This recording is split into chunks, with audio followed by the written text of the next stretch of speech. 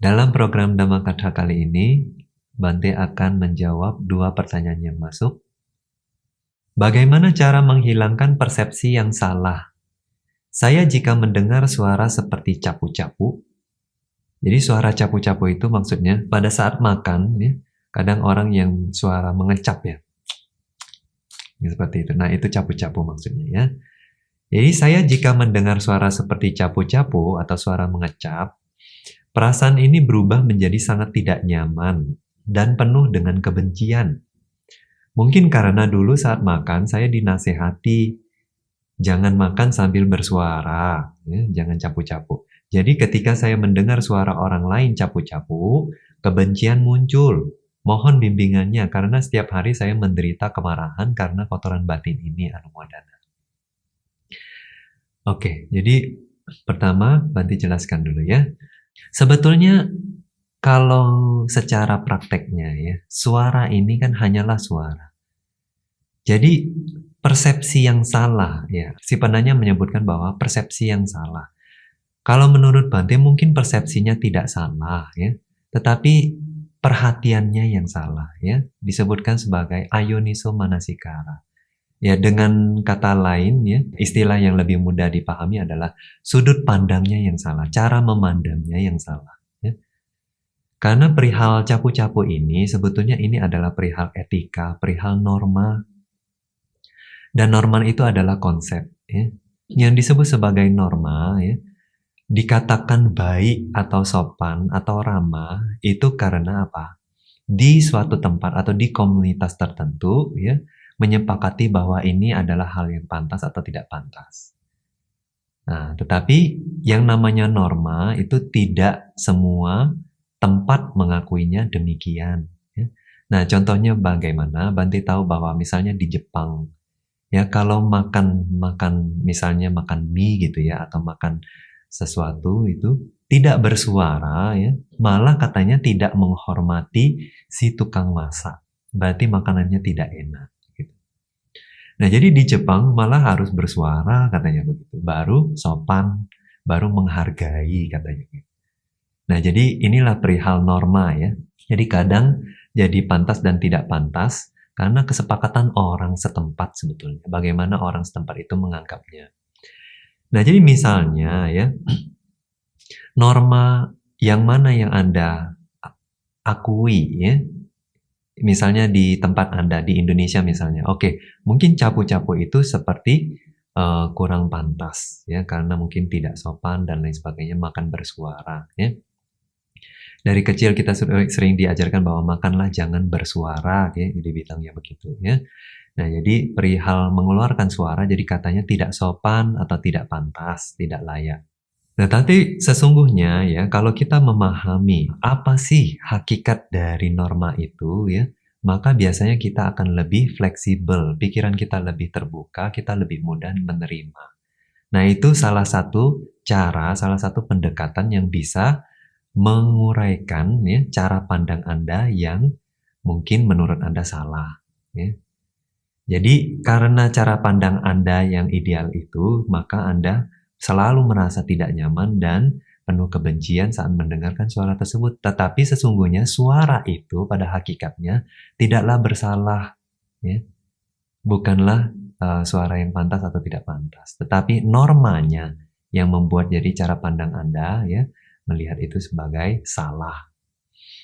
Nah, jadi Banti ada beberapa sarannya. Saran yang pertama ya, Anda bisa melepas ya idealisme Anda, dalam arti apa? Sampai tahap tertentu Anda perlu fleksibel dengan diri Anda. Ya.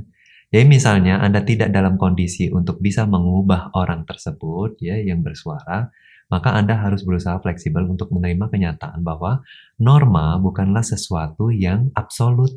Ya. Nah, itu hanya perihal bagaimana kita memandangnya saja. Dengan mengubah pandangan ini, Anda akan lebih fleksibel dan mudah toleransi, mudah menerima. Ya. Karena buktinya orang Jepang malah senang mendengar kalau jika makanannya dimakan dengan bersuara. Ya. Jadi mereka malah senang. Ya. Nah, alih-alih Anda yang malah kesal dan benci. Nah, yang kedua ya saran Banti adalah Anda mungkin bisa menegur kalau orang tersebut adalah orang yang Anda bisa tegur. Ya, misalnya anak Anda ya atau pasangan Anda, suami Anda. Nah, Anda bisa tegur kan ya. Nah, tapi kalau memang ya orang yang ditegur tersebut tidak mau mengubah atau tidak bersedia menerima teguran Anda, ya berarti Anda balik lagi ke opsi yang pertama, yaitu apa? Mengubah cara pandang Anda. Ya. Nah, jadi dengan mengubah cara pandang Anda, tentunya sikap Anda atau respon Anda terhadap suara tersebut akan berubah. Nah, tentunya ke depannya kalau Anda bisa berlatih lebih dalam lagi ya, Anda memahami bahwa suara sesungguhnya hanyalah suara ya. Suara itu tidak bersalah.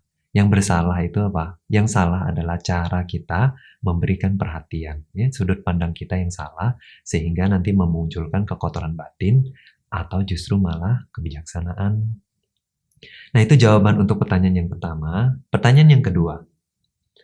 Wandami Bhante, saya ada pertanyaan. Saya memiliki pasangan dengan gangguan mental, sehingga pasangan saya sulit bahagia karena selalu tenggelam dalam kesedihan, ketakutan, kemarahan, kebencian. Bagaimana sebaiknya saya menyikapi situasi ini? Nah, ini juga perihal pandangan ya. Nah, untuk pasangan dengan gangguan mental ya, lalu bagaimana cara menyikapi ini? Pertama, saran Bhante adalah Anda berusaha menolong pasangan Anda. Ya. Nah, bagaimana Anda menolong ya pasangan Anda? Karena dengan menolong pasangan Anda, sebetulnya dalam proses menolong ini Anda akan belajar banyak hal yang bisa menimbulkan kebijaksanaan dan bahkan samwega untuk diri Anda sendiri. Nah, lalu bagaimana membantu pasangan Anda? Ya. Nah, Bhante sarankan ya, tergantung seberapa parah gangguan mental dari pasangan Anda. Nah, Anda bisa temui ya atau Anda ajak bertemu dengan seorang konsultan ya, seorang terapis misalnya. Anda melakukan konseling berarti ya. Nah, Anda bisa bawa ya ke psikolog yang namanya psikolog. Jadi, Anda harus bisa membedakan antara psikolog dan psikiater ya. Psikolog biasanya hanya memberikan konseling, ya, saran-saran, tetapi tidak memberi obat. Nah, kalau psikiater, kadang-kadang dia hanya memberi obat, tetapi dia tidak memberikan konseling. Ya. Nah, jadi kadang-kadang Anda, tergantung kasusnya, Anda perlu mungkin pergi ke dua orang tersebut. Ya. Kadang dengan dari sisi obat juga perlu, kadang kalau kasusnya agak berat biasanya harus makan obat. Nah, kalau kasusnya tidak berat, ya, nah, biasanya hanya dengan konseling atau dengan terapis bisa dilalui. Atau misalnya kalau Anda bingung kasusnya berat atau tidak berat kan, nah Anda datang dulu ya, konsul dulu, dan nanti mereka akan memberikan masukan apakah seharusnya hanya dengan konseling saja, terapi saja, atau harus makan obat. Nah, nanti diarahkan ke psikiater. Nah, Bhante sarankan untuk menyikapi ini dengan sensitif ya. Jangan pakai ilmu macam-macam ya, nanti berusaha untuk menguraikan gangguan mental ini secara pribadi. Karena apa? Kadang-kadang nanti takutnya ya, yang kita lakukan malah memberikan dampak yang negatif atau bahkan trauma yang malah bisa memperburuk suasana ya. Nah, dalam proses itu ya, karena Anda juga berusaha hadir pada saat konseling, Anda akan belajar banyak hal kenapa terjadi gangguan mental tersebut ya. Juga kenapa dia tidak bisa keluar dari kesedihan, ketakutan, kemarahan, dan lain sebagainya. Nah, nanti Anda juga bisa menggunakan itu, ya, memanfaatkan itu dalam kehidupan Anda sehari-hari. Nah, pesan Bhante juga satu ya, bahwa Anda sebagai orang yang berusaha menolong juga jangan terlalu terlarut dalam emosi Anda. Artinya Anda harus selalu waras, harus seobjektif mungkin, harus selalu tidak menyimpan ya sampah-sampah itu di dalam batin Anda. Nah, misalnya kalau dia curhat dan lain sebagainya ya. Nah, karena apa? Kalau Anda memasukkan semua masalah itu ke dalam batin Anda, takutnya Anda sendiri yang akan nanti kehilangan keseimbangan batin Anda. Nah, pada saat sampah itu membusuk di dalam batin Anda, berarti tidak hanya batin Anda yang nanti akan terpengaruh, tetapi fisik Anda juga akan terpengaruh ya. Kita tahu bahwa batin yang terpengaruh ya, yang parah, bisa sampai ke mempengaruhi kondisi fisiknya ya. Nah, jadi Bante menganjurkan untuk ke orang yang ahli dalam hal ini ya didiskusikan. Nanti dari segi dhamma juga Anda melihat bahwa oh dhamma juga sebetulnya ya sangat bermanfaat dalam pengembangan batin yang sehat ya.